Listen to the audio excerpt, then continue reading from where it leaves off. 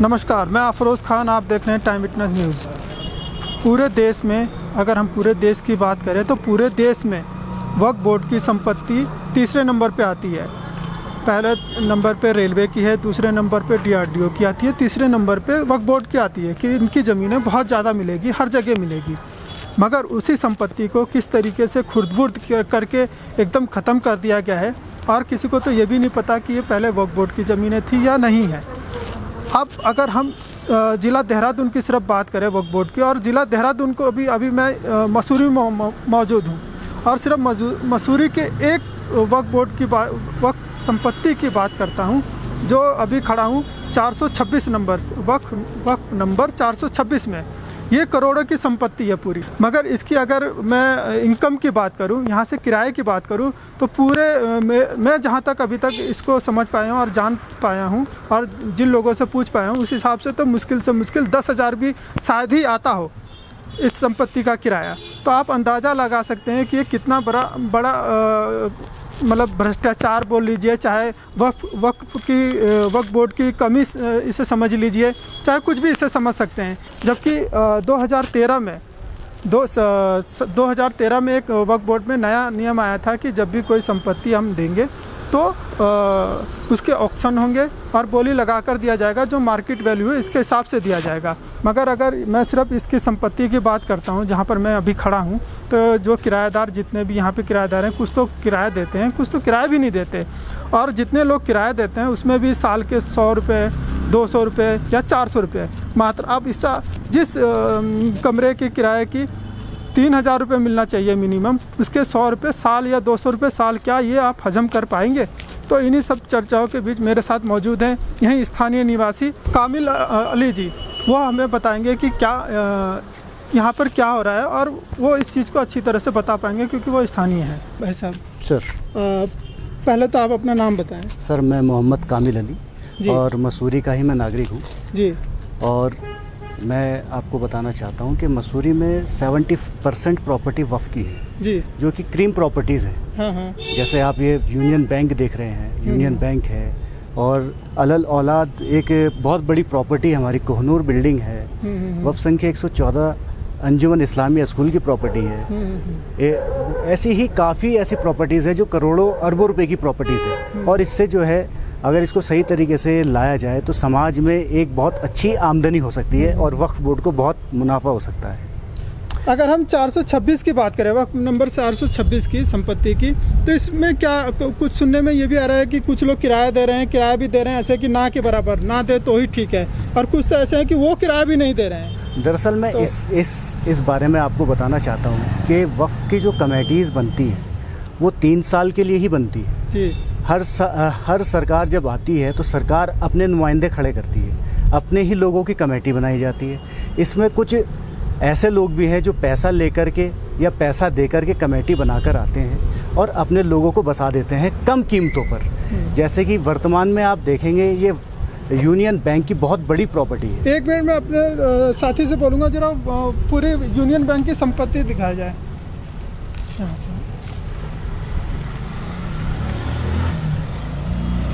ये संपत्ति जो है कितने एरिया में होगी यूनियन बैंक की? सर, ये इसके बारे में मुझे, क्योंकि एक मेरे पास मानचित्र है जो मैं आपको भी दे दूंगा, इसमें ही मुझे देख करके मालूम पड़ेगा कि ये कितनी प्रॉपर्टीज़ है। ये बहुत बड़ी प्रॉपर्टी है और क्रीम प्रॉपर्टी है। इसके बारे में मैंने जो है वक्फ बोर्ड में भी जानकारी दी है कि इसमें कुछ लोगों द्वारा कब्जा भी किया जा रहा है, कुछ लोगों द्वारा इस प्रॉपर्टी को बेचा भी जा रहा है, जो कि फेसबुक के माध्यम से मुझे मालूम हुआ। मैंने ये सूचना मुख्य कार्यपालक अधिकारी जो पूर्व में थे अली महमद साहब उनको दी, और जो वर्तमान में इंस्पेक्टर हैं मोहम्मद अली साहब, उनको भी मैंने व्हाट्सएप के माध्यम से और लिखित में मैंने शिकायत की है कि वक्फ की प्रॉपर्टी को कोई अन्य लोग आकर के खुर्द-बुर्द करना चाह रहे हैं, जिसकी इन्होंने 12 करोड़ रुपए ऑनलाइन रेट डाले हैं। जबकि वक्फ की प्रॉपर्टी है तो अगर इसको सरकार नहीं देखेगी या वक्फ बोर्ड नहीं देखेगा तो बड़ा ही दुर्भाग्य है जी। तो उस पर क्या कार्रवाई हुई? अभी सीओ साहब ने कुछ कार्रवाई करी है? कितने टाइम हो गया इससे पहले? सर, मैं लगातार 3-4 वर्षों से मैंने नगर पालिका से भी पेपर निकाले, सेल डेट निकाली, जिसकी कॉपी मैंने वक्फ बोर्ड में जमा कराई है और उसके मेरे पास में कॉपीज़ भी हैं जो घर पे रखी है। लेकिन इस बारे में अभी तक कोई भी मेरी जानकारी में ऐसा नहीं है कि कोई एक्शन लिया गया हो, क्योंकि अगर एक्शन लिया जाता तो यहाँ कुछ ना कुछ हलचल होती। वक्फ बोर्ड बहुत ठंडा पड़ा हुआ है, अब ये किसके दबाव में मुझे मालूम नहीं। अभी आपने बोला ना कि जैसे फेसबुक या सोशल मीडिया पे ऐसा हो रहा है कि 12 करोड़ पे कोई किसी ने वो करके लगा रखा है कि ये बिकाऊ है, तो वो कौन है, कुछ पता है उसके बारे में? सर ये इसमें इनका नाम है कुछ दीपक करके है, बल्कि यहाँ पर एक जयपुर से आते थे घनश्याम चेतानी जी, जो बताते थे कि रहमत बेगम जो कि सफीनुशा बेगम ने इस प्रॉपर्टी को वक्फ की थी, उनकी ही बहन बताई जाती है रहमत बेगम जी। तो रहमत बेगम जो है काफ़ी समय पहले उनका इंतकाल हो गया था, लेकिन ये बोलते हैं कि हम उनके केटेगर हैं और ये प्रॉपर्टी हमारी है, जबकि वक्फ बोर्ड में वफ़नामा भी दर्ज है सारी प्रॉपर्टी। और यूनियन बैंक की जो मैं बात करूं तो यूनियन बैंक को जो लीज़ की गई है वो भी वक्फ बोर्ड द्वारा लीज़ की गई है, जो अभी मेरे संज्ञान में आया कि 2023 तक के लीज हो रखी है। तो फिर इसमें ये तालमेल कहाँ से हो गया कि मालिक वक्फ बोर्ड है? सुनने में ये है कि वो केस जीत गए हैं, वक्फ बोर्ड केस जीत गया है जी, तो खैर वो तो मैटर ही खत्म हो गया। तो अभी सिर्फ ये हो रहा था कि इतनी जो कीमती वो है, अब मान लीजिए कि इतनी बड़ी प्रॉपर्टी यूनियन बैंक की है, 3000 किराया, चल वो तो पहले से बना हुआ है लीज, तो उसके हिसाब से भाई लीज के तो कुछ कर नहीं सकते। मगर अभी जितने रहने वाले हैं, अगर मैं अपने साथी से बोलूँगा ज़रा उधर दिखाएं कि इतनी अच्छी जैसे कि मकानें हैं बनी हुई है, जो कि कुछ सुनने में आ रहा है कि कब्जे में भी है और नाम मात्र के किराए आ रहे हैं। तो क्या इसमें जो कमेटी है प्रेजेंट तरीके से उन्होंने कोशिश नहीं करी किराया बढ़ाने की, जो बाज़ार रेट है उस रेट पे किराया लिया जाए? देखिए, जो मेरे संज्ञान में है, सन 1995 में एक एक्ट आया था कि वक्फ के जितने भी किराएदार हैं, जो पुराने किराएदार हैं, उनको 2% से लेकर के 15% तक के मुतवल्ली अपना आप ही बढ़ा सकता है उनका किराया। और जबकि जो लोग पुराने किराएदार हैं, जिनका किराया 100 रुपये साल या 300 रुपये साल था, उस टाइम की स्थिति में बहुत ज़्यादा पैसा हुआ करता था। लेकिन कारण यही रहा क्योंकि हर 3 साल के बाद में कमेटी आती थी, उन्होंने ज़ोर नहीं दिया, या तो ऊपर से मोटी रकम लेकर के अपने जेब में रख ली, और जो किराया पुराना चलता आ रहा था वही किराया उनसे प्राप्त कर लिया गया। इसीलिए आज की स्थिति यही है कि 200 रुपये साल और 300 रुपये साल पे जो है मकान यहाँ किराए पर हैं।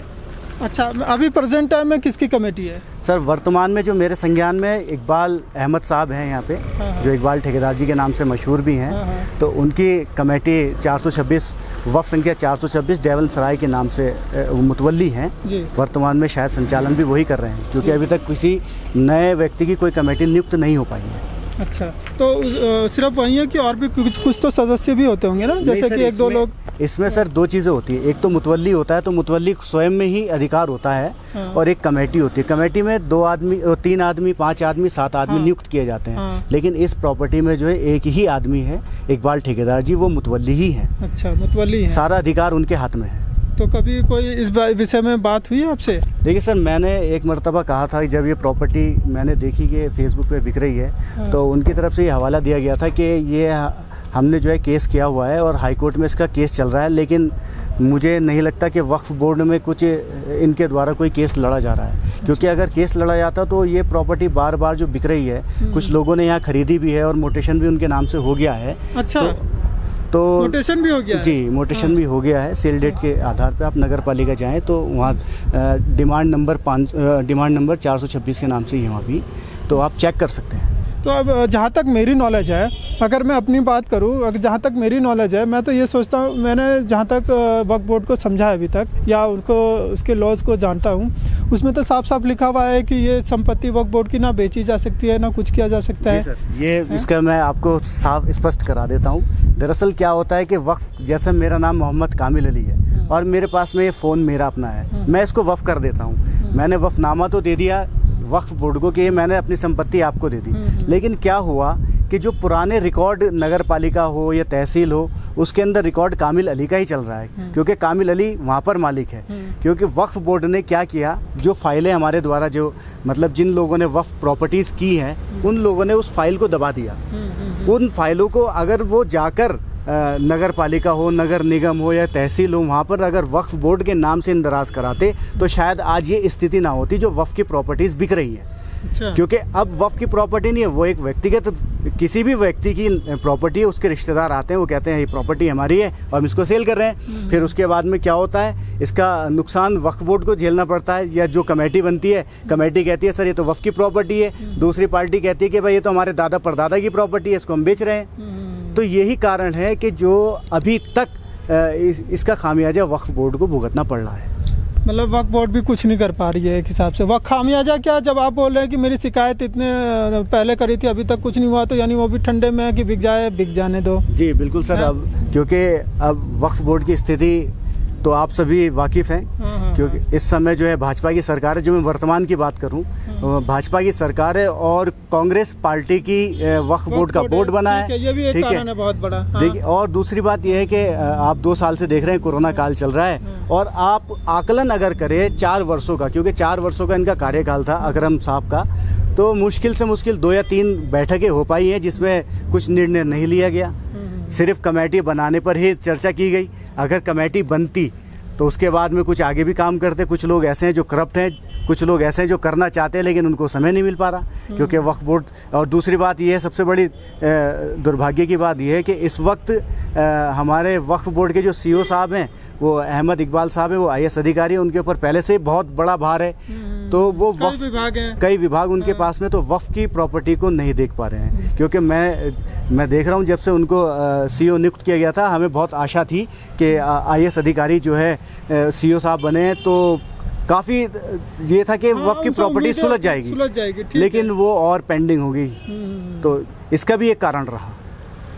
तो जैसा कि आप देख रहे हैं, ये तो सिर्फ एक छोटी संपत्ति की बात कर रहा हूँ, मसूरी के 426 की। ऐसे ही बहुत से संपत्तियाँ सिर्फ देहरादून ज़िले में मिलेंगी जो कि करोड़ों अरबों रुपए की है, और कुछ ऐसे कब्जेदारी उसमें बैठे हुए हैं जो मात्र 100 रुपये 200 रुपये, कोई देता नहीं है। कोई देता भी है तो साल के 100 रुपये 200 रुपये, अगर ज़्यादा अगर आपका महीने का हिसाब लगाऊं तो 35 रुपये, बहुत मुश्किल से 50 रुपये कोई दे देगा। यही है इसका। तो आप इससे अंदाज़ा लगा सकते हो कि वक्फ बोर्ड के क्या हाल हैं। और अगर मैं गलत नहीं हूँ तो 2013 में एक वक्फ बोर्ड का नया नियम भी आया था कि जितने भी वक्फ बोर्ड की जो वो होंगे किराए पे दिया जाएगा तो उस पर पहले बोली लगेगी, ऑक्शन होगा, प्रचार प्रसार पहले उस संपत्ति की जाएगी और उस पर ऑक्शन होगा, बोली लगेगी, और जो उस चीज़ जो ज़्यादा उसको देगा वो उसमें किराए पे रहेगा, चाहे लीज पे दी जाएगी उसे। मगर ऐसा कुछ भी नहीं है। यानी कि 2013 और ये 2021 चल रहा है, पूरे 8 साल हो गए हैं और इस पर अभी तक ज़मीनी स्तर पे कुछ भी ऐसा देखने को नहीं मिल रहा है। यानी सीधी सी बात है कि वक्फ बोर्ड कहीं ना कहीं इस पर लचर दिख रहा है, या तो आप दूसरा अनुमान भी कई सारे लगा सकते हैं, मगर मैं अपने उससे क्या बोलूँ, आप खुद समझ सकते हैं इस चीज़ को। मैं Afroz Khan, time witness news से।